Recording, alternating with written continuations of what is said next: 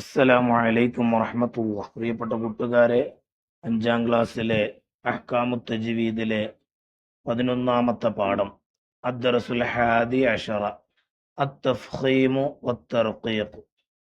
തടിപ്പിച്ചുച്ചരിക്കുക, നേർപ്പിച്ച് ഉച്ചരിക്കുക. ഖലഖൽ ഇൻസാന മിൻ സ്വൽസ്വാലിൻ കൽ ഫഖാർ. മുകളിൽ കൊടുത്ത ആയത്തിൽ ഖാ, ത്വാഫ്, സ്വാദ് നിങ്ങൾ ശ്രദ്ധിച്ചില്ലേ? അവയെല്ലാം വായ നിറച്ചാണല്ലോ നാം പറഞ്ഞത്. ഇങ്ങനെ വായ നിറയെ ശബ്ദം ഉണ്ടാകും വിധം അക്ഷരത്തെ തടിപ്പിച്ച് ഉച്ചരിക്കുന്നതിനാണ് തഫ്ഖീം എന്ന് പറയുന്നത്. അക്ഷരത്തെ നേർപ്പിച്ച് ഉച്ചരിക്കുന്നതിന് തർഖീഖ് എന്നും പറയുന്നു. നാവിന്റെ മുരട് അണ്ണാക്കിലേക്ക് ഉയർത്തുന്നത് കൊണ്ട് തഫ്ഖീമും താഴ്ത്തുന്നത് കൊണ്ട് തർഖീഖും ഉണ്ടാകുന്നു. ഇസ്തിഅലാഇന്റെ അക്ഷരങ്ങളായ ഖുസ്സ, ലഅ്തിൻ, ഖിള് എന്നീ 7 അക്ഷരങ്ങളെ എല്ലാ സമയത്തും തഫ്ഖീം ചെയ്യേണ്ടതാണ്.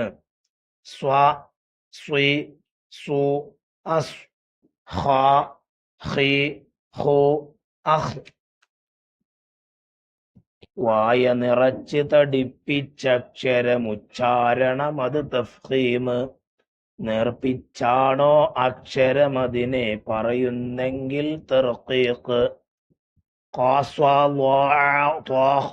ഇങ്ങനെ വായ നിറച്ചാൽ തഫ്ഖീം.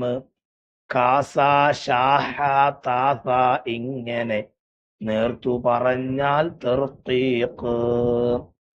ഇനി അതിന്റെ വർക്ക് ബുക്ക് നമുക്ക് നോക്കാം. അദ്ദർസുൽ ഹാദി അശറ 11ാമത്തെ പാഠം അത്തഫ്ഖീമു വത്തർഖീഖ്. ഒന്നാമത്തത് കാണാം. നുജീബ്, ഉത്തരം എഴുതുക. 1. തഫ്ഖീം എന്നാൽ എന്ത്? വായ നിറയെ ശബ്ദം ഉണ്ടാകും വിധം അക്ഷരത്തെ തടിപ്പിച്ച് ഉച്ചരിക്കുന്നതിനാണ് തഫ്ഖീം എന്ന് പറയുന്നത്. 2. തഫ്ഖീം ഉണ്ടാകുന്നത് എങ്ങനെ? നാവിന്റെ മുരട് അണ്ണാക്കിലേക്ക് ഉയരുന്നതുകൊണ്ട്. 3. എല്ലാ സമയത്തും തഫ്ഖീം ചെയ്യേണ്ട ഹർഫുകൾ ഏവ? ഖാ, സ്വാദ്, ളാദ്, ഐന്, ത്വാ, ഖാഫ്, വാ. 4. തർഖീഖ് എന്നാൽ എന്ത്?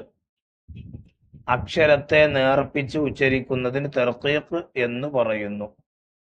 ഇനി രണ്ടാമത്തെ വർക്ക് നഖറഉൽ ആയാത്തിൽ ആതിയത വനക്തശിഫു മിനാ ഹുറൂഫ തഫ്ഖീം. ശേഷമുള്ള ആയത്ത് ഓതി അതിൽ നിന്ന്